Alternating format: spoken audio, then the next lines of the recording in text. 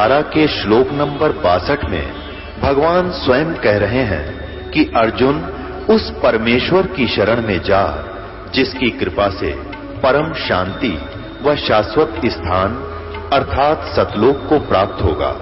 वो परमेश्वर कौन है, कहां है, कैसा है, जानने के लिए कृपया अवश्य सुनिए जगत गुरु तत्वदर्शी संत रामपाल जी महाराज के अमृत वचन। एक तोता पक्षी है, सुआ बोलते हैं इसको, और ये एक संभल वृक्ष को, संभल के पेड़ को एक फलदार वृक्ष जान के उसकी आस में दाव लगाए रहता है कि बड़ा होगा, बड़ा होगा तो इसको फल लगेंगे और उन फलों को मैं खाऊंगा। तोते की आयु अच्छी ज्यादा होती है, मनुष्य के तुल्य होती है लगभग। वो संभल का पेड़ 10-12 वर्ष में फल देने योग्य हुआ। तब तक उस तोते ने उसके ऊपर नजर रखी कि ये बहुत ही अच्छा फलदार वृक्ष है। फिर उसका फल लगे बहुत प्यारे, इतने अच्छे फल लगते हैं जैसे बहुत ही स्वादिष्ट होंगे और ऊपर से पीले पीले हो जाते हैं, जैसे आँख के डोडे लगा करें, आँख के डोडे ऐसे उसका वो फल लगते हैं, लेकिन वो आँख के डोडों से कुछ अच्छे होते हैं। और जब वो परिपक्व हो जाते हैं, पीले पीले हो जाते हैं, तोता ये समझता है कि अब ये खाने योग्य हो गए और उसमें बैठकर जोर से चोंच मारता है खाने के लिए। तो वह रुई होती है संभल के फल में, जैसे आँख के डोडा में होती है कपास टाइप, तो उसके मुंह में वो कपास फंस गई, वह रुई फंस गई, वह जो संभल के फल के अंदर थी। उसने जान बचानी मुश्किल होगी, सोची थी आनंद लूंगा। तो परमात्मा कहते हैं इस संसार में आए कहतन के किया रे मूड, और सुअ संभल से या लागे डोडे ढूंढ। अब क्या सोचता है कि बच्चा ने पढ़ा दूं, लिखा दूं, इनका ब्याह शादी कर दूं, बुढ़ापे में आनंद करूंगा। तेरा जिए जानेगा जैसा तो बुढ़ापे में आनंद करेगा। कदे जाड़ बनवानी, कित आँख बनवानी, किते गोडे दुखे, कब डिस्क स्लप होगी, किसी की कुछ बीमारी, और फिर बेटियां के ताने, बेटियां पुत्र वधुओं की जो वह सिंगड़ से मारेंगे रोज वचनों के, वह सुन दे, आख्या में तो पानी नहीं सूखेगा, बेसिक राजी हो रहा है, मैं ये कर दूंगा, मेरे बेटे न्यू करेंगे। बात ये नहीं है पुण्यात्माओं के परिवार से नफरत करो, नहीं, तुम नालायकी करके भक्ति ना करी। अगर तुम भक्ति करते, भक्ति के अंदर इतनी शक्ति है कि आपके बेटों और बेटियों में, पुत्र वधुओं में वो सद्गुण भर दे भगवान के, आपके ऊपर वो रहम करेंगे। और आप भक्ति पर लगोगे तो हो सकता पहले से आप भक्ति पर लग जाते हो तो आपके बेटा बेटी और आने वाली पुत्र वधु भी उसी रंग में रंग जाएगी। फिर भक्ति करने वाले के दिल में दया होती है, वो पड़ोसी ने भी दुखी नहीं दे सकता, फिर आपके सास ससुर ने दुखी वो कैसे कर देगा। तो ऐसी ये समय थोड़ा सा लगेगा, क्योंकि हम जैसे आज ही आपने उपदेश लिया और 1-2-4 वर्ष में तो आपका स्वभाव बदलेगा, फर्क तो पड़ेगा। परमात्मा आपको सहारा भी देगा, कोई एक दूसरे को सताएगा तो आपको चोट भी लगेगी। जब सारे भगत हो जाओगे घर में तो फिर आप डरने लगोगे कि मैंने इसके लिए ऐसा कह दिया, इसलिए मेरे यहाँ चोट लगी, मुझे यहाँ हानि होगी। तो पुण्यात्माओं, जब तक हम परमात्मा के इस स्कूल में प्रवेश नहीं लेते तब तक हम चाहे कुछ भी करें, हमें कुछ नहीं परमात्मा झटका देता। अब जैसे बच्चे स्कूल में पढ़ते हैं, विद्यालय में, और वो गलती करते हैं तो अध्यापक उनको धमकाता है, कान खींचता है, उनके कान पकड़वा देता है, थप्पड़ भी मारता है, ताकि ये बच्चे अपना जीवन सफल कर सके। और जब वो बच्चा विद्यालय छोड़ जाता है, नहीं पढ़ता या विद्यालय में आता ही नहीं है, उसको अध्यापक कुछ नहीं कहता, चाहे उसके सामने बाहर गधे पे बैठा रहे और कितनी आड़ करता है, अध्यापक उसको कुछ नहीं कहता। वो तो उन विद्यार्थियों को ही कूट छेद का सीधा करे जो उसके विद्यालय में है। तो आप जब परमात्मा के चरणों में आ जाते हो, प्रभु के पास इस उपदेश ले लिया, तो आप भगवान के विद्यार्थी होगे। तो आप गलती करोगे, आपको झटके मिलेंगे। हमने इस दास का 14 वर्ष का 15वें वर्ष लग रहा है, अनुभव हो गया कि सन 1994 में परमेश्वर मेरे गुरुदेव जी ने मुझे आदेश दिया था इस उपदेश देने का। उसके बाद क्या था कि हमारी इस दास के उपदेश लेने के बाद बहुत से सुख हुए, इतने सुख हुए कि गिनती नहीं होती। और कुछ एक ऐसे भक्त थे जो पहले महादुखी थे, बहुत से कष्ट होते थे, नाम लिया, राहत मिली, सुख होया, बहुत से आनंद हो गए। फिर वो अपनी नालायकी से और वो हमारे से दूर हो गए, यानी इस नाम को छोड़ दिया और अपना वही, और चाहे पूजा वो भी कर रहे हैं जो हमने दे रखी है, लेकिन वो पूजा यूजलेस है उसके लिए, क्योंकि गुरु के दिल से उतरे वो नाम पे ना हो, वाकों काल घसीट ही राख सके नहीं को। तो उनको वो क्या कहते हैं हमारे भक्तों को जो नाम ले रहे हैं और जो छोड़ के नाम यहाँ से चले गए इस विद्यालय से, वो इन्हों कहते हैं हमारा कुछ ना होता, वह ठाठ हो रहे हैं, कोई दिक्कत नहीं आली। अब पुण्यात्माओं उनके द कर्म फूट गए, उनको वो जो साधना कर रहे थे वो पुण्य तो उनके 2-4 वर्ष की हुई साधना का उसके साथ है, और वो पुण्य जब तक चलेगा या बैटरी चार्ज होगी उसने कोई हानि नहीं होगी। और ना परमात्मा उसकी तरफ ध्यान दे, चाहे वो कितनी बकवाद करे, चाहे वो शराब भी पीने लग जाए, चोरी भी कर ले, उसको हानि नहीं देगा, क्योंकि फिर वो काल के पाले में चला गया। काल का जो व्यवस्था है, पुण्य और पाप वो अकाउंट करता रहता है, वो छेड़ता नहीं इसको, मनुष्य जीव को, कर लेते ना जो करना है, फिर कट्ठे दाब दे है किल्ली उसकी।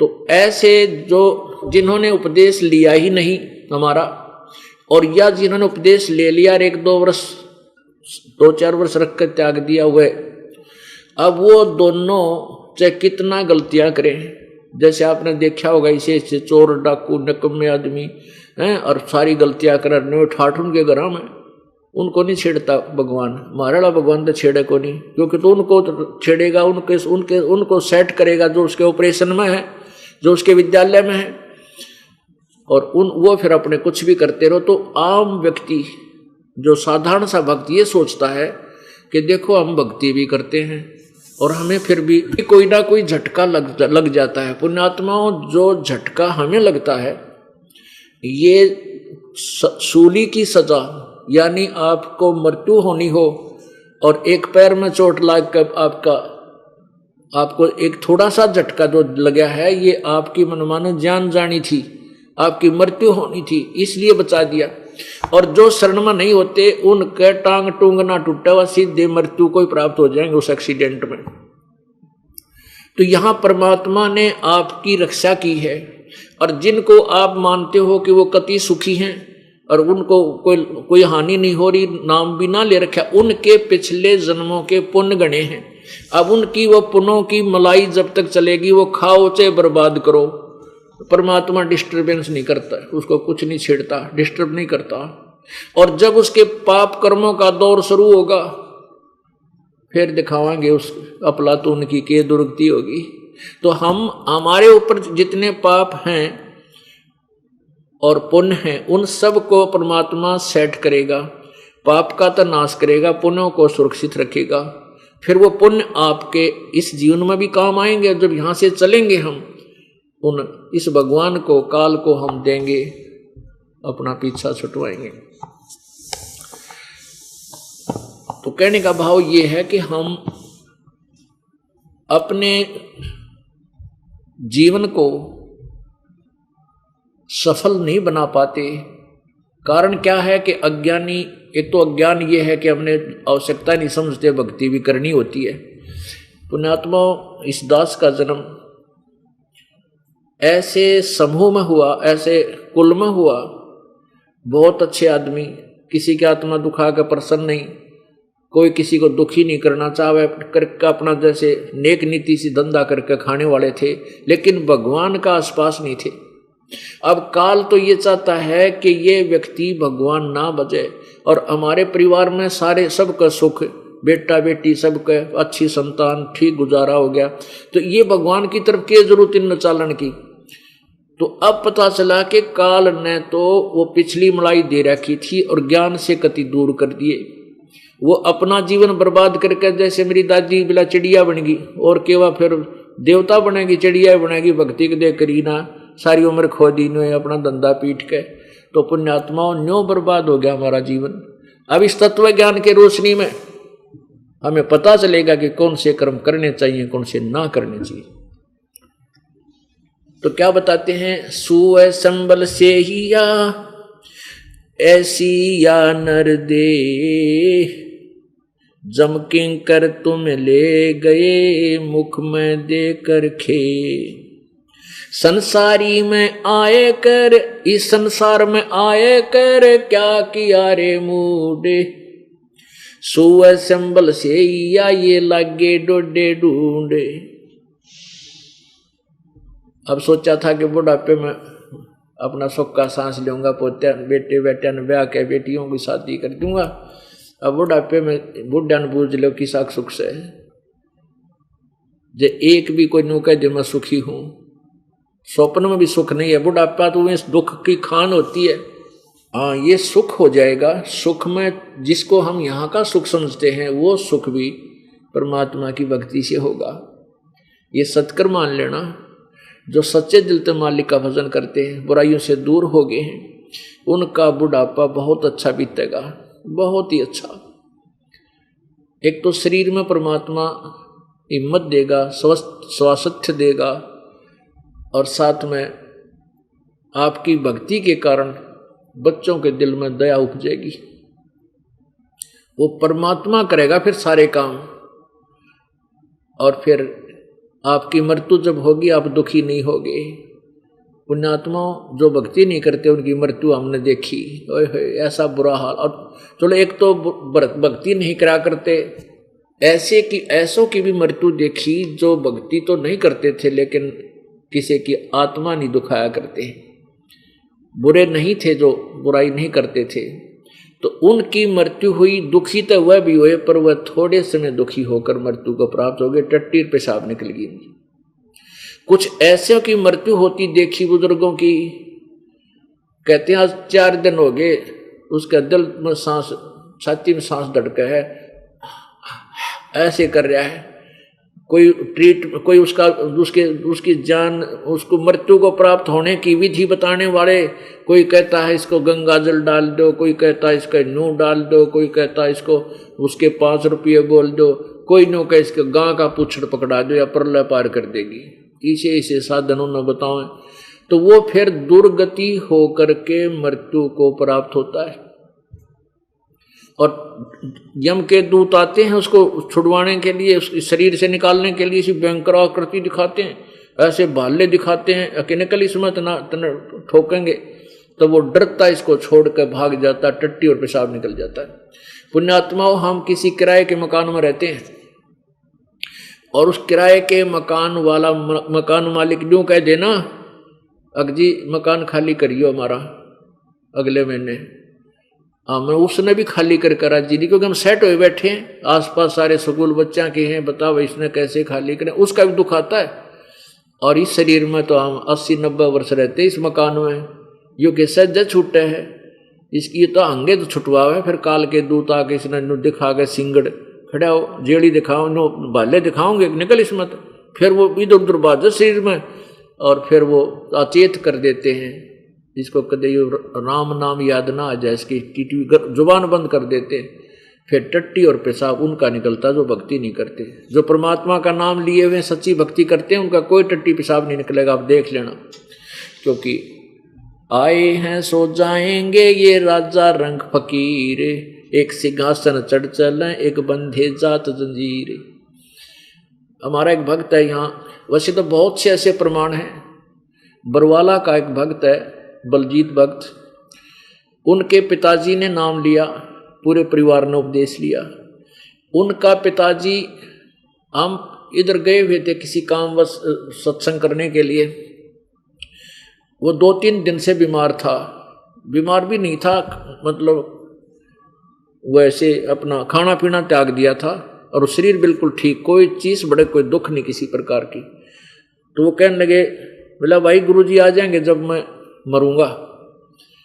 कुदरती तीसरे दिन में हम आ गए यहाँ पर उनके घर पर। पहले आश्रम नहीं थे यहाँ पर बनाए थे, सन 1900 ये मेरे ख्याल में 99 की बात होंगी। वो हम आ गए फिर हम एक रात रख के चले गए।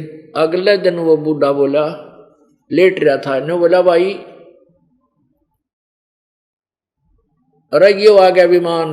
गुरुजी भाई गाड़ी लेकर रहे हो, यो खड़ी गाड़ी सामने, और ले भाई हम तो जाओ है बच्चों, और देख हम तो जान लग रहे अरे सत साहिब, बोलिया चाली गाड़ी ड्र न्यू कर शरीर छोड़ गया सत साहिब कह के।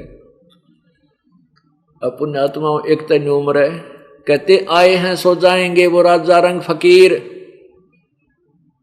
एक तो सिंहासन चढ़ चले एक बंदे जंजीर। एक तो ऐसे परमात्मा लेने आएगा इस दास के रूप में अपने सच्चे अनुयायी को, जहाज में बैठा कर ले जाएगा का बेटा। तो उसमें हमने नू ना दिखा, हम मर गए। हम तो नहीं सोचे गुरु जी आगे बाज के प्रणाम कराएंगे और वो कहेंगे आजा बेटा यहाँ बैठ जा। हम फिर उठा जल्दी से बैठेंगे उनके साथ जहाँ भी वो कहेंगे, नो ऑब्जेक्शन। फिर वो लेकर चला जाएगा। घर वाले सोचेंगे मर गया, हम जा रहे हैं परमात्मा के साथ सैल सपट्टे करते हुए। और एक वो मरेंगे जिनकी दोनों परमात्मा बजानी सारी उम्र खोटे खोदे, बीड़ी शराब मांस तम्बाकू विरोध दुनिया के साथ जो ना उल्टे खुट्टे ठोके, तो वो मरेंगे, उनकी वो दुर्गति होगी। यम के दूत उनको जंजीरों से बांध कर ले जाएंगे और आगे जाके ठोकेंगे नरक में, 84 लाख योनियों में भोगेंगे। तो इसलिए हमने परमात्मा की भक्ति, वो पूर्ण भक्ति सत्य भक्ति जो करेंगे, ये नकली भक्ति शास्त्र और साधना करने वालों को कोई लाभ नहीं होगा, क्योंकि हमारे सदग्रंथ प्रमाण करते।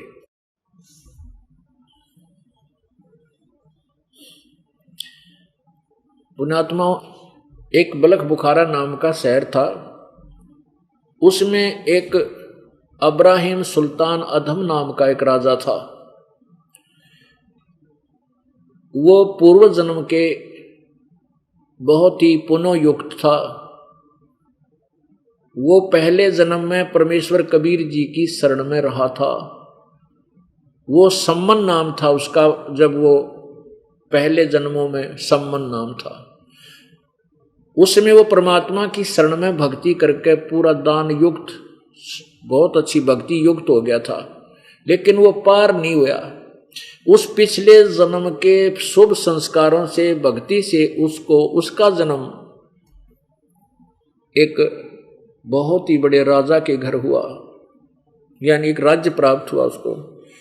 परमात्मा सो कारण बनाता है अपनी आत्मा को, जैसा उसका संस्कार है वहां उत्पन्न करने के लिए। जन्म हो गया एक बहुत बड़े अमीर राजा के घर, युवा हो गया। युवा होने के बाद ब्याह हो गए और फिर राजगद्दी प्राप्त होगी। पुण्यात्मा राजा बन जा। राजा बनने के बाद कोरी को वध करा करता है प्राणी, जिसको ज्ञान नहीं भगवान का, जिसको डर नहीं परमात्मा का, वो राजा। अब उसने पहले क्या सोचा, युवा था, जवान था, इतने ठाठ थे, कहते 18 करोड़ तक उसने घोड़े ले रखे। 18 करोड़ घोड़े। गांव में एक घोड़ा या घोड़ी किसी के घर में होती ना, तो उंगली टिका करती, नजर दृष्टि टिकती थी सारे गांव की, बड़ा साहूकार आदमी है, बड़े ठाठ बाट है, एक घोड़ी वाले की। आज जिसके पास गांव में कार है तो उसको साहूकार मानते, उस समय घोड़ी वाले को बहुत बड़ा साहूकार माना करते थे। और जिसके 18 करोड़ घोड़े हो वो कैसा अमीर होगा, स्वयं एस्टीमेट लगा लेना। और फिर क्या था कि उसने क्या कुबद करी, ये बहुत बुरी बीमारी हो जाती है राजा में। उसकी बहुत संख्या में, सैकड़ों हजारों की संख्या में उसने यानी बकवाद की शादी की, इतनी रानियां रखी। और कहते हैं जब वो हाथी पर बैठकर एक शहर से अपने दूसरे शहर में जाता था, अपने क्षेत्र में, कितने ठाठ बाट से चलता था। ओए होए, आगे पीछे गाने बजाने वाले, फूल छिड़कने वाले, पानी आगे आगे छिड़का करने वाले, और बहुत सुंदर हाथी पर सज सज कर बैठा करता था, हीरे मोती के उसके चारों तरफ हाथी के वो सजाया जाता था, हाथी के ऊपर कपड़ा, और वो एक एक जूते में ऐसे रत्न जड़े हुए होते थे कि एक जूते की कीमत 1.25 लाख रुपए, उस समय के 1.25 लाख रुपए, आज तक करोड़ों की मैं समझो। इतने ऐसे तो जूते पहना करता था, मुकुट पे ऐसे, और वो नो सोच रहा था मेरी मौजिया ऊँई माच रही है, वैसे मेरे ठाठ हैं, क्यों ज्ञान नहीं था। अब पिछले पुन से होते हैं पूर्ण हंस मुराद, अपनात्मा हम तो इस राज ने और इस सुख ने कार कोठिया ने फाइनल मान बैठे को बस मौज हो रही है, लेकिन परमात्मा को पता है यहाँ किसी मौज है, तेरे पिछले जन्म के पुण्य और तेरे को प्राप्त है। तू सोच रहा यू काल भगवान ब्रह्म में दे रहा है, जो पूजाएं जैसी भी कोई कर रहा, किसी भी धर्म या समुदाय में जिसका जन्म है, वो जैसी भी पूजाएं उस समुदाय के अनुसार कर रहा है वर्तमान में, चाहे वो शास्त्र विरुद्ध हैं। हम ये सोच रहे हैं कि जो मेरे आज ठाठ हैं, सुख है, ये इन्हीं पूजाओं से मुझे मिल रहा है। नहीं, ये तो अपने सदग्रंथ बताओगे ये पूजा आपको लाभ देंगी कि नहीं देती, वो तो सदग्रंथ बताएंगे, परमात्मा के जो वाणी बतावेगी, तब हमें पता चलेगा कि जो साधना हम कर रहे हैं ठीक है गलत। तो वो अपनी जो 5 वक्त की नमाज भी करता था, ईद बकरीद भी करता था, जो भी उसको पता था, तो वो सोच रहा था कि सारे ठाठ मेरी इन्हीं पूजाओं से और ये अल्लाह दे रहा है। अब पुण्यात्मा तत्व ज्ञान की रोशनी में आपको दाना दाना यानी कति क्लियर हो जाएगा कंसेप्ट कि जो साधनाएं हम प्रत्येक धर्म के कर रहे थे वो पूर्ण मोक्षदायक नहीं थी। जैसे पवित्र कुरान शरीफ के अंदर सूरत फुरकानी 25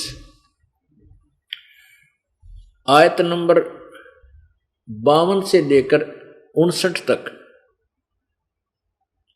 इसमें एक विशेष विवरण दिया है कि जो ये मुसलमान भाई क्या मानते हैं। कुरान मजीद में लिखा है स्टार्ट के अंदर भूमिका में कि अल्लाह ने जिसको मुसलमान वर्ग अपना फाइनल गॉड मानता है, उसने हजरत मोहम्मद जी को कुरान शरीफ का ज्ञान दिया। ज्ञान किस प्रकार कैसे कैसे दिया कि एक या तो फरिश्ता आता था, वो अल्लाह का हुक्म ज्यों का त्यों आकर हजरत मोहम्मद को पढ़ाता था, सुनाता था, या फरिश्ता आकर के शरीर में प्रवेश करके उसमें बोलता था, तो भी वो हजरत मोहम्मद चादर ओढ़ के लेट जाते थे और फिर अंदर से बोलते थे, लिखने वाले लिख लेते थे। तो अंदर प्रवेश करके भी वही परमात्मा ही बोलता था जिसको मुसलमान वर्ग अपना अल्लाह मानते हैं। तो इस प्रकार वो बोला हुआ ज्ञान कुरान शरीफ नामक उस हॉली बुक में, पवित्र पुस्तक में लिखा हुआ है। तो उसमें क्या बताया है कि वो अल्लाह जो मुसलमान वर्ग के जो भाई हैं, मुसलमान धर्म के अनुयायी हैं, वो जिस अल्लाह को फाइनल मानते, अंतिम भगवान मानते हैं, वो कह रहा है कि हे हजरत मोहम्मद, मैं तुझे ये कुरान शरीफ की जो दलील दे रहा हूं, इन पर विश्वास कर। और ये काफिर जो हैं, जो परमात्मा को छोड़कर उनने दूसरी पूजाओं को करते हैं, जो पूर्ण भगवान की भक्ति नहीं करते, वो तो काफिर हैं। तू उनकी बातों में मत आना, मेरे द्वारा दिए गए कुरान शरीफ के इस ज्ञान पर तू पूर्ण दृढ़ रहना, संघर्ष करना कि वो उस कबीर अल्लाह के लिए, वो अल्लाह कबीर है।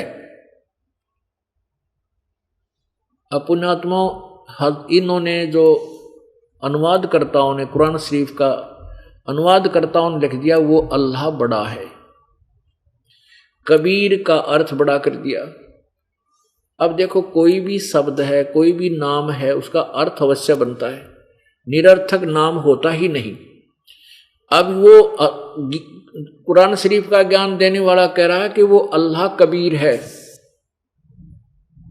और उसके लिए तू जिहाद कर, जिहादन कबीरन, जिहादन कबीरा। अब जिहाद का अर्थ होता संघर्ष करना। उस कबीर अल्लाह के लिए तू संघर्ष कर, और वो परमात्मा है, वो पूर्ण ब्रह्म है, लेकिन जो काफिर लोग हैं वो नहीं मानते, तो उनकी बातों में मत आना। संघर्ष यही करना है कि वो कहेंगे कबीर अल्लाह को, भगवान को नहीं, तू उनकी बातों मत आना। मैं जो कह रहा हूं, कुरान शरीफ ज्ञानदाता जो भगवान अल्लाह कह रहा है कि जो मैं कह रहा हूं तो इन बातों विश्वास करना। और ये वही परमात्मा है जिसने सब दरियाओं को, सारी सृष्टि को रचा है, और ये वही है जिसने आपको संस्कारवश पुत्र पुत्री दी है। और ये अल्लाह, ये वो परमात्मा है जो पापों का नाश कर देता है, अपने बंदों की गुनाहों से वो बाखबर है। वो अल्लाह कबीर बड़ा दयालु है, रहमान है, वो अल्लाह रहमान दयालु है। तो उसकी खबर, ये वही परमात्मा है जिसने 6 दिन में सृष्टि रची, 7वें दिन तख्त पर जा विराजा। और उसकी खबर किसी बाखबर से पूछ देखो। इससे क्या सिद्ध हुआ कि जो कुरान शरीफ का ज्ञान दाता अल्लाह है, वो कंप्लीट गॉड नहीं है, वो पूर्ण परमात्मा नहीं है, वो किसी और अन्य बड़े भगवान की तरफ, अल्लाह की तरफ संकेत कर रहा है। और उसका ज्ञान कुरान शरीफ में नहीं है। यदि कुरान शरीफ में होता तो वो ये नहीं कहता कि किसी बाखबर से पूछ देखो, क्योंकि ज्ञान कुरान शरीफ में और क्या दे रहा है, ज्ञान ही तो दे रहा है वो। बाखबर मीन तत्वदर्शी संत, उस तत्वदर्शी संत से पूछो, वो बताओगा उस कबीर अल्लाह के बारे में, अल्लाह अकबर के बारे में। इससे सिद्ध हुआ कि मुसलमान वर्ग धर्म, पवित्र मुसलमान धर्म के अनुयायी जो साधना कर रहे हैं वो इनकम्प्लीट है, वो पूर्ण परमात्मा की नहीं है और पूर्ण मोक्षदायक नहीं है। ये नहीं कह सकते जो साधना कर रहे हैं वो बिल्कुल यूजलेस है। जैसे गीता जी के अध्याय नंबर 4 के श्लोक नंबर 34 में कहा है। पहले गीता जी अध्याय नंबर 15 के श्लोक नंबर 3-4 में कहा है कि जब तुझे तत्वदर्शी संत मिल जा, उसके बाद उस परम पद परमेश्वर की खोज, उस परमेश्वर के उस परम पद की खोज करनी चाहिए, जहां जाने के बाद फिर संसार में प्राणी लौट के कभी नहीं आते, अर्थात उनको पूर्ण मोक्ष हो जाता है। और गीता ज्ञानदाता कहता है कि मैं भी उसी की शरण में हूं। फिर वो कहता है 18वें अध्याय, गीता जी के 18वें अध्याय के 62वें श्लोक में कहा कि हे भारत, हे अर्जुन, तू सर्वभाव से, यानी और किसी में आस्था मत रखे, सर्वभाव से उस परमेश्वर की शरण में जा जिसकी कृपा से तू परम शांति और शाश्वत स्थान यानी सतलोक को प्राप्त हो जाएगा। सतलोक माने जो कभी नाश न होने वाला स्थान, जिसका कभी अंत नहीं होता। इससे सिद्ध हुआ कि गीता जी का ज्ञान गलत नहीं है, लेकिन इनकम्प्लीट है, वो साधना पूर्ण नहीं है, वो पूर्ण मोक्षदायक नहीं है। उसके लिए गीता ज्ञानदाता अध्याय नंबर 4 के श्लोक नंबर 34 में कहता है कि उस तत्व ज्ञान को जो पूर्ण परमात्मा के बारे में उन्हीं की वाणी में लिखा है, जो गीता जी अध्याय नंबर 4 के श्लोक 32 में जिसका विवरण है, उस तत्व ज्ञान को तू तत्वदर्शी संतों के पास जाकर समझ और उनसे विनम्र भाव से प्रार्थना कर, कपट छोड़कर प्रसन्न कर, सेवा कर, तब वो तत्वदर्शी संत तुझे परम पिता, उस पूर्ण परमात्मा, उस अल्लाह अकबर कबीर भगवान, अगर हम कबीर का अर्थ बड़ा मान कर चलना तो अभी उस बड़े भगवान के लिए वो ज्ञान देगा। तो इससे सिद्ध हुआ कि जो अन्य कोई परमात्मा है जो गीता ज्ञान दाता से भी अलग है और कुरान शरीफ के ज्ञान दाता से भी कोई भिन्न है, उसकी जानकारी ना गीता जी में है और ना कुरान शरीफ में है और ना ही वेदों, चारों वेदों में है। यजुर्वेद अध्याय नंबर 40 के श्लोक नंबर मंत्र नंबर 10 और 13 में कहा है, कोई तो भगवान को उत्पन्न होने वाला कहता है, यानी जन्म लेता है, अवतार धारता है।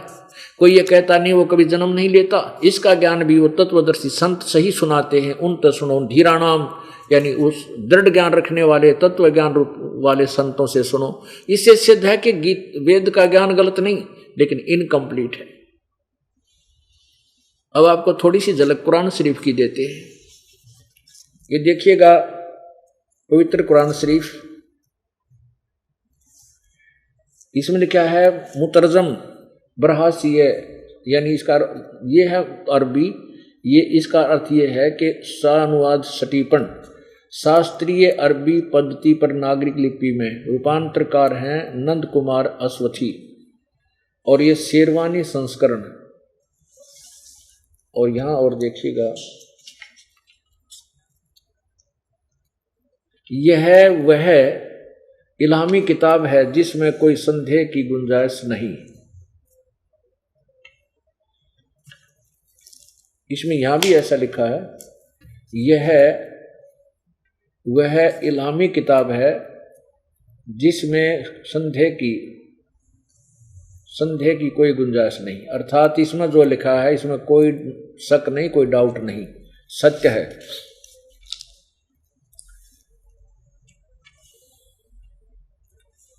शास्त्रीय अरबी पद्धति पर नागरिक लिपि में शेरवानी संस्करण। प्रकाशक हैं लखनऊ किताब घर, मौसम बाग, सीतापुर रोड, लखनऊ।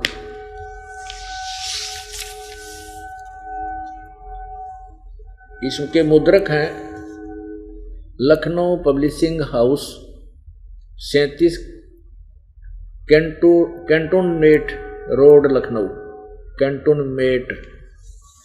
अब इसके देखना, ये है सूरत फुरकानी, ये कुरान शरीफ सूरतुल फुरकानी 25। अब इसके हम 52वीं आयत पर आते हैं। ये देखिएगा आयत नंबर 52, इसमें क्या लिखा है, फला तुतियल काफिरन व जाहिदुम बिही जिहादन कबीरन। 52 इसका अनुवाद जिन्होंने यहां किया है, तो ए पैगंबर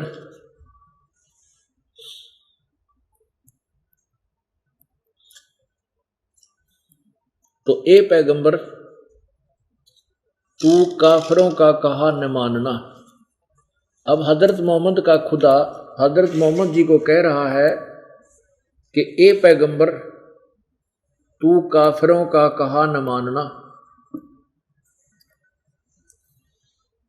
और इस कुरान की दलीलों से, यानी मैं जो तुझे दो ज्ञान दे रहा हूं उनका सामना बड़े जोर से करो।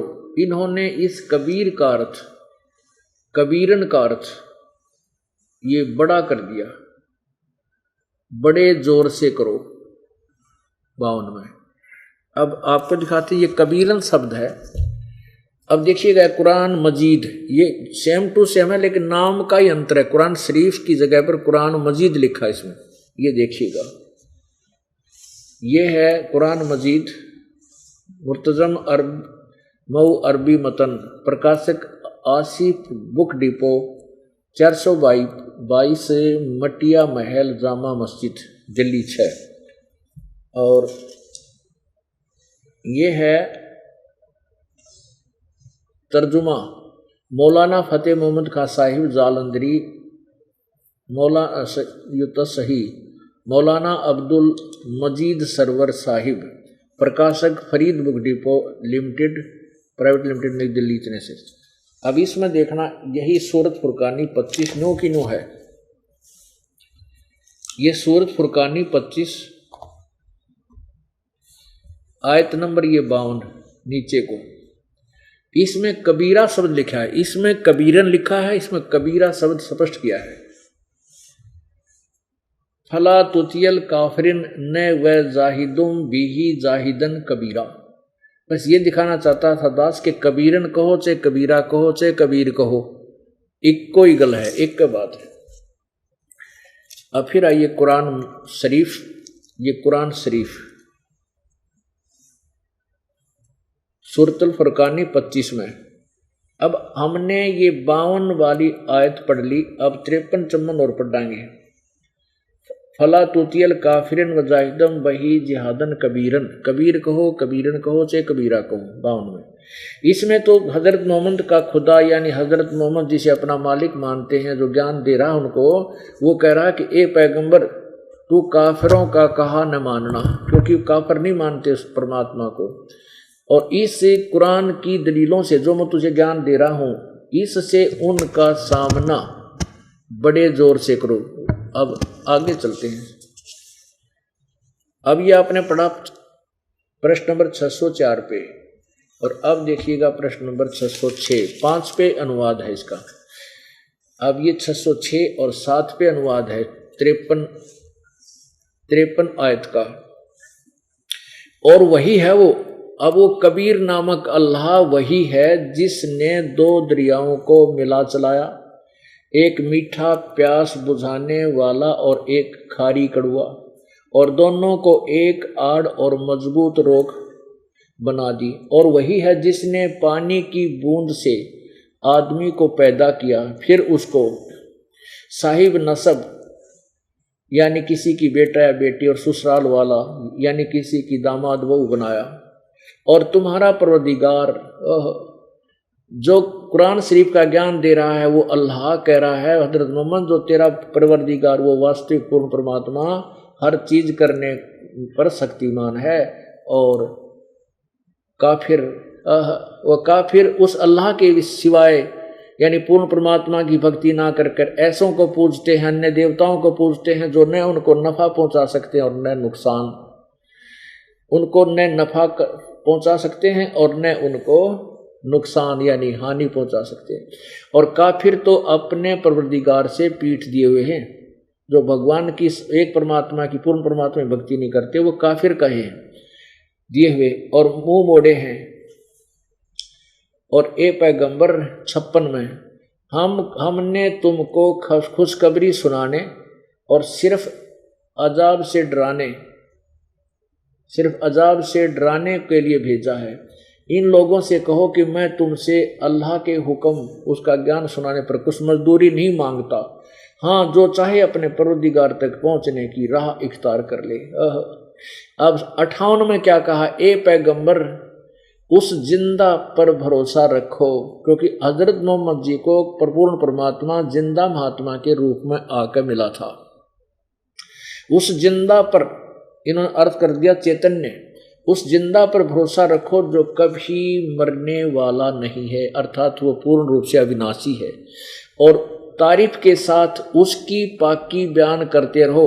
अब यहाँ कुरान शरीफ का ज्ञान दाता अल्लाह जिसको हजरत मोहम्मद अपना खुदा मानता है वो अपने विषय में नहीं कह रहा, उसकी पाकी माने उसकी महिमा का बयान करते रहो, उसकी पवित्रता का बयान करते रहो, और अपने बंदों के गुनाहों से वह काफ़ी खबरदार है। अब देखो इन्होंने क्या किया, 58 में उस कबीरा खबीरा जो शब्द है कबीरन खबीरन उसका काफ़ी माने बहुत बड़ा कर दिया। अब देखो यहाँ 58 में, ये 58 है, यहाँ खबीरा शब्द है, खबीरा कहो चाहे कबीरा, इसका अर्थ बड़ा है। और यहाँ 59 में खबीरन है, इसको खबीरन कहो चाहे खबीरा कहो, एक ही कबीरा कहो।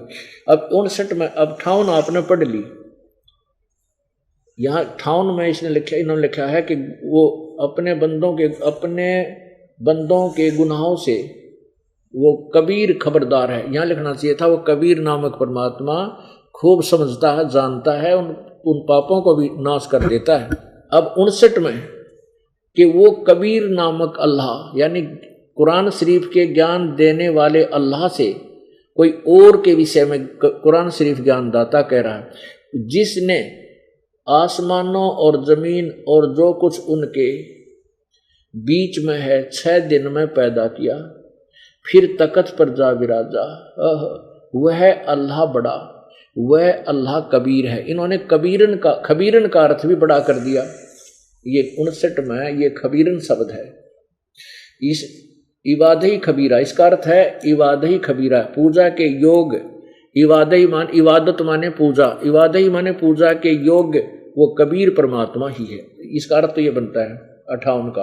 अब 59 में ये खबीरन है, अरमानो असफल खबीरन। अब इसने खबीरन का अर्थ जो कर दिया वो ये किया है बड़ा 59 में, जिसने आसमान और जमीन और जो कुछ उनके बीच है सबको 6 दिन में पैदा किया, फिर तख्त पर जा विराजा। इस ऐसे द्वारा के परमात्मा साकार है जो तख्त पर बैठ गया जाकर, एक सर्वव्यापक नहीं है, उसकी शक्ति सर्वव्यापक है, और वह अल्लाह कबीर है। इस बड़ा का अर्थ ना करें तो हम अल्लाह कबीर लिख दें, अल्लाह कबीर है।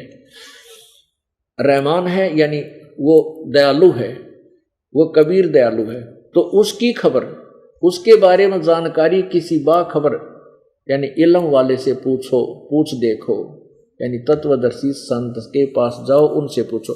तो इससे सिद्ध हो गया कि कुरान शरीफ का ज्ञान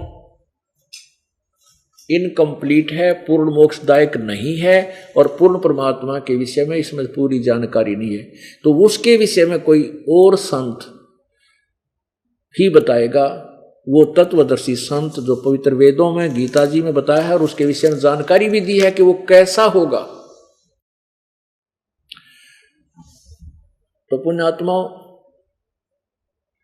जो भी जैसी साधना, जैसे पवित्र हिंदू धर्म के अनुयायी, वो पुण्यात्मा केवल वेदों पर आधारित हैं, पवित्र गीता जी पर आधारित हैं कि इसमें जो ज्ञान है वो सही है, बिल्कुल ठीक है,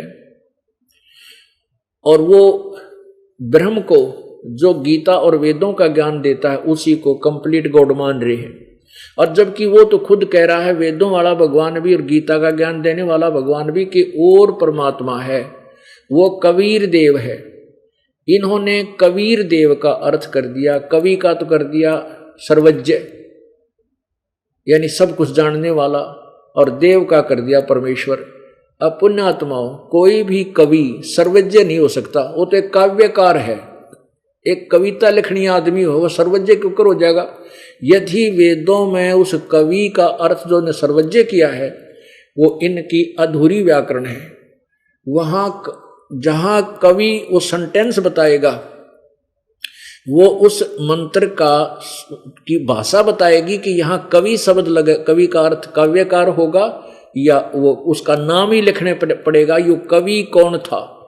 वो कवि कबीर देव था, कबीर देव है वो कबीर परमात्मा, जिसने अपना ज्ञान, स्वसम वेद का ज्ञान, पांचवें वेद का ज्ञान लोकोक्तियों के माध्यम से, काव्यों के माध्यम से, निवचनानियों के माध्यम से, यानी लोकोक्तियों के माध्यम से लिखा, बोला, जिस कारण से उसको एक कवि कहने लग जाते हैं। वो प्रसिद्ध कवियों की पदवी प्राप्त करता है, लेकिन वो कबीर देव खुद भगवान होता है, वो पूर्ण परमात्मा ही होता है। वो अपनी कबीर गिरभी कबीर वाणी द्वारा अपने तत्व ज्ञान का प्रचार आवाज लगा लगा कर ऊंचे ऊंचे सुर में बोल कर करता है। और यही परमात्मा खुद प्रमाण देते हैं कि चारों युग में हम पुकारे कूक कया हम हेल रे, हीरे माणक मोती बरसे ये जग चुगता ढेल रे। पुण्यात्माओं, वो जो बलख बुखारे का राजा बादशाह अब्राहिम सुल्तान अधम, ये उसका पूर्ण नाम था। वो बड़े ठाठ से रहा करता, लेकिन पिछले जन्म में की हुई भक्ति, वो संस्कार भी इस आत्मा को टिकन नहीं देते। इसलिए रह रह कर उमंग उठती है, चाहे कोई कितना ही धनवान है, चाहे कितनी बड़ी पोस्ट पे है, वो भगवान जो पिछले जन्म में साधना की है वो उसकी तरफ उसके हृदय में बनी रहती है। उसके लिए वो कहीं ना कहीं कोई साधना पर आधारित होता है, और फिर भी जो साधना वो कर रहा है, जब तक उसको पूर्ण ज्ञान नहीं होता वो टिकता नहीं। फिर कहीं ना कहीं और किसी संत से को ज्ञान सुन लेता है, उस पर आकर्षित हो जाता है, फिर और सुन लेता है, उसकी बात को सही मान लेता है, क्योंकि वो कंप्लीट ज्ञान, तत्व ज्ञान ना होने से तब तक, जब तक आत्मा में भटकती रहती है, भ्रमित रहती है। वो टिकाऊ ज्ञान नहीं होने से ऐसे भ्रमती रहती है। इसलिए गीता जी अध्याय नंबर 2 के श्लोक नंबर 53 में कहा कि अर्जुन, जब भिन्न भिन्न प्रकार के भ्रमित करने वाले वचनों से तेरी बुद्धि एक तत्व ज्ञान पर टिक जाएगी, तब तू भगत बनेगा, तब तो तू योगी होगा। तो इस आधार से अब्राहिम सुल्तान अधम संतों की, फकीरों की सेवा में जाता था। वहां एक कोई डोंगी संत मिल गया उसको, और बड़ा प्रसिद्ध हो रहा वहां पर। और राजा भी उसके पास जाने लगा, क्योंकि सबको मालूम है कि परमात्मा संतों से ही मिलेगा। अब सबको मालूम है कि हैंडपंप में या कुएं में जल मिलेगा, लेकिन कई कुएं हैंडपंप इसे हैं जिनमें कति खारा और कड़वा पानी होता है। तो ऐसे मीठे जल के का जब तक हमने वो हैंडपंप नहीं मिलेगा इतने प्यास बुझे को नहीं है।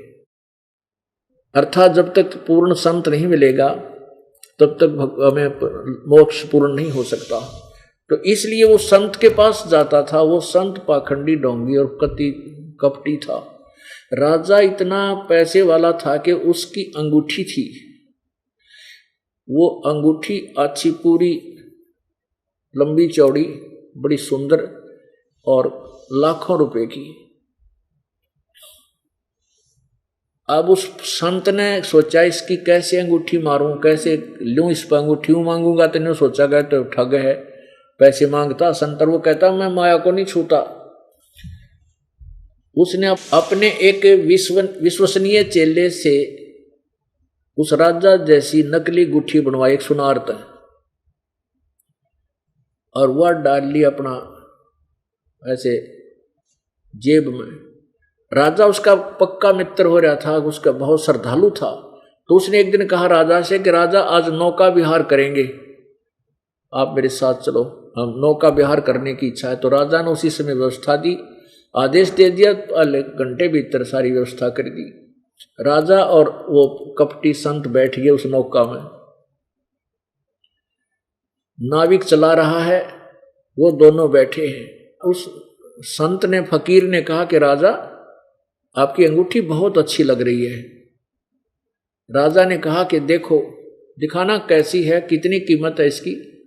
राजा ने अंगूठी निकालते निकालते कहा कि महात्मा जी ये इतने लाख रुपए की या इतने 50,000 की, इतने की बनी है, इसमें हीरे देखो ये जड़े हुए हैं। अच्छा, वाह जी वाह। और उधर से कहता है नाविक ठीक चला, राजा को झटका ना लग जाए। अब राजा का ध्यान उधर हुआ, उसने वो अंगूठी बदल ली, हुआ तो अपनी टांगली रुआ हाथ में ले ली। राजा बहुत ही अच्छी है, पर हम फकीरों के क्या काम है, ऐसे कह के उसने दरिया में फेंक दी। राजा ने सोचा भाई बड़ा त्यागी बैरागी संत है, और ज्यादा आस्था राजा की बन गई, वह कमाल है, संत के चाड़ा है, इतनी कीमत की अंगूठी को भी कहता है तो मिट्टी है हमारे लिए। अब पुण्यात्मा कुछ दिनों के बाद क्या हुआ कि उन गुरु चेलियां की बिगड़ गई। जो उसका शिष्य था, विश्वसनीय शिष्य, जिसने वह गुठी बनवाई थी, जिसने धोखा किया था, जिस गुठी को उसने जल में फेंक दिया था और ओरिजिनल अंगूठी राजावाड़ी को मार लिया था, वह लोगों को दबा दी कि तो मिट्टी में दबा रखी थी अपने उस मकान में जहां वो रहता था, झोपड़ी में। तो एक दिन उस गुरु चेल्या की बिगड़ गई। तो गुरु उस चेले ने पीछे तो जाकर नौकरों को बताया, उस वजीर को बताया कि ऐसे ऐसे वो संत पाखंडी है, डोंगी है, और उसने राजा की अंगूठी, राजा के साथ धोखा किया है। अब पहले तो फकीर उसका ना जच्चा वजीर का भी, राजा तो उसके ऊपर कति अटूट श्रद्धा रखता है और वो मानेगा नहीं। तो वो वजीर बोला भाई मैंने कोई प्रमाण दे ताकि मैं राजा का आगे तेरी यह बात रखूं।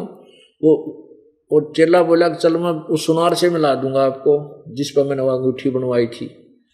वो बोला चल, सुनार से बात की, कहा जी एक नकली अंगूठी बनवाई थी कि जो जिस राजा से, जो राजा का गहने बनाता था उसी से बता कि जिसी राजा ने बना रखी है, राजा की तूने अंगूठी बनाई है छाप, ऐसी ही मेरी इन नकली बना दे। तो फिर वो वजीर के जच गया बात, यकीन हुआ। उसने आकर के इब्राहिम सुल्तान से बताई कि राजा यो संत कपटी है, धोखेबाज है, आपकी अंगूठी उसने छुपा ली और एक नकली बनवा के और वो जल में फेंकी थी, राजा इससे सावधान रहना। अब वो धार्मिक लोग बड़े श्रद्धालु होते हैं, उसका जची नहीं इब्राहिम का कि नहीं उस वजीर आपको धोखा लगा है, वो तो बड़ा महान पुरुष है, वो तो किसी वस्तु को छूता ही नहीं है, वो तो त्यागी बैरागी है।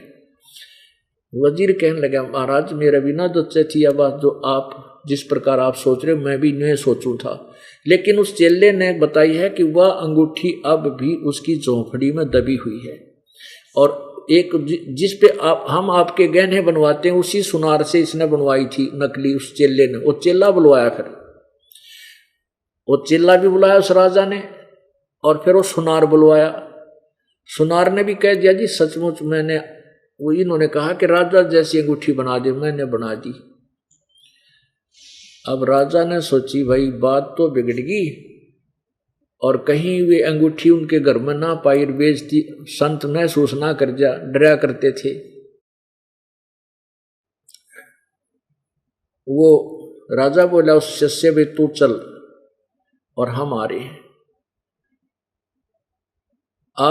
हम उससे पूछेंगे राजा से, उसके क्या नाम है फकीर तय, और तू उसी समय वो अंगूठी निकाल कर दे दिया। हमने ज्यादा ना पूछना पड़ा उससे।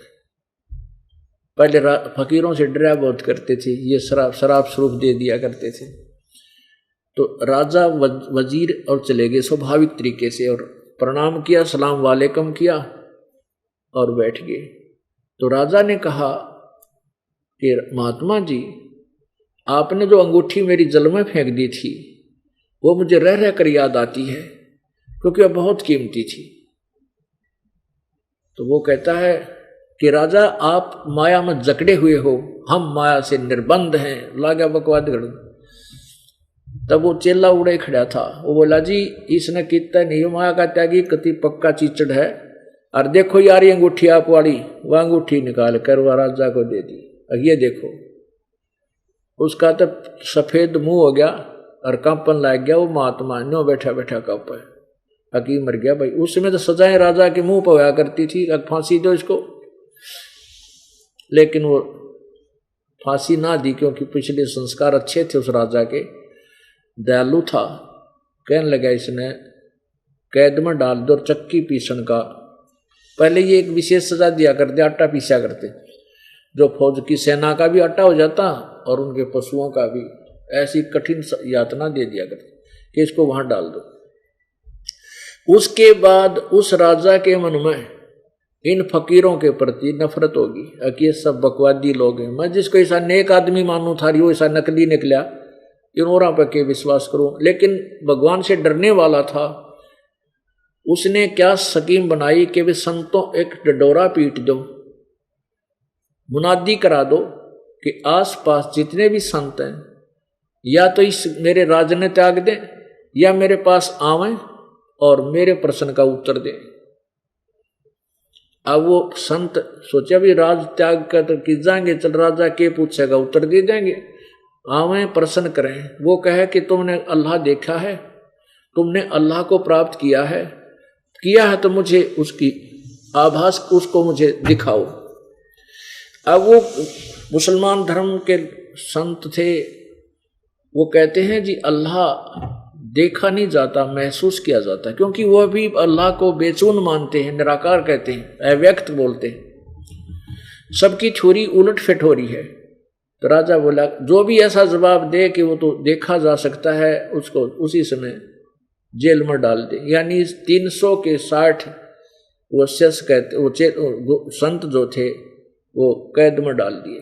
और पुण्यात्माओं परमात्मा प्राप्ति के लिए घर छोड़ रखा है या कोई और प्रयत्न कर रहा है, जो भक्त वो पिछले जन्म का शुभ संस्कारी है। वो पिछले जन्म में कभी ना कभी भगवान की भक्ति कर रहा था, तो वो परमात्मा उस भक्ति के कारण उन संतों भक्तों के पीछे फिरता रहता है। एक दिन ऐसा हुआ कि राजा के महल पर, राजा के उस मकान से थोड़ी सी दूरी पर किसी भक्त का मकान था। वहां कुछ संत रात ने आकर वहां परमात्मा की महिमा ऊंचे स्वर में गा गा कर सुना रहे थे। राजा ऊपर बैठ गया, महल पे ऊपर बैठ गया, तो उसने सारी रात सुने कि परमात्मा के भजन बिना इस जीव की क्या दुर्गति होगी, और ये मनुष्य जीवन सदा नहीं रहेगा, ये राजपाट सदा नहीं रहेगा। इससे प्रभावित होकर राजा ने कहा कि अपने सैनिकों से कहा कि उन जो वो गाने गा रहे हैं, भगवान की महिमा सुना रहे हैं, वो संत 5-7 जने थे, उनको सबको कह के आओ कि कल तुम राजा ने याद किया, सुबह आ जाना। उनको संदेशा मिला, वो घबरा गई, कोई बात तो बिगड़ेगी। राजा राजी खुशी तो बुलाता नहीं, हो सकता उसकी नींद भंग होगी। हम भगवान की महिमा गा रहे थे, पर देखी जाएगी आदेश राजा का जाना तो पड़ेगा। जब वो वहां पहुंचे, राजा ने प्रश्न किया, क्या तुमने भगवान मिला है? अगर मिला है तो हमें मुझे दिखाओ, और नहीं तो चक्की वहां जेल में जाओ। उनका जो मुखिया था वो खड़ा हुआ, बुद्धिमान व्यक्ति था, उसने कहा राजा एक गिलास में दूध मंगाओ। राजा ने अपने नौकरों से आज्ञा दी कि दूध लाओ मीठा करके, गिलास में मीठा करके दूध ले आई। अब वो संत जो था, फकीर था, वो उस गिलास, दूध के गिलास को पकड़ के उसमें उंगली देर ऐसे देखा है। राजा कहने लगा कि पीले महात्मा जी, मीठा करवा के मंगवा रखा है। तो फकीर बोला कि राजन, मैंने सुना है कि दूध में घी होता है, पर आपके दूध में घी को नहीं, मैं ना पीऊं इसने। अब राजा हंसा, कहने लगे भले आदमी, तुझे ये नहीं मालूम कि दूध से घी कैसे निकाला जाता है, तो तू काहे का भगवान पाया होगा तूने। सुन मैं विधि बताता हूं कि दूध को पहले गर्म किया जाता है, फिर ठंडा करके, और उसमें कुछ जामुन डाला जाता है, उसको जमाया जाता है, फिर वो दही बनता है, और फिर उसको रिड़का जाता है, फिर उसमें से मक्खन निकलता है, फिर उसको गर्म करके घी बनाया जाता है। समझा? दूध से घी ऐसे बनता है।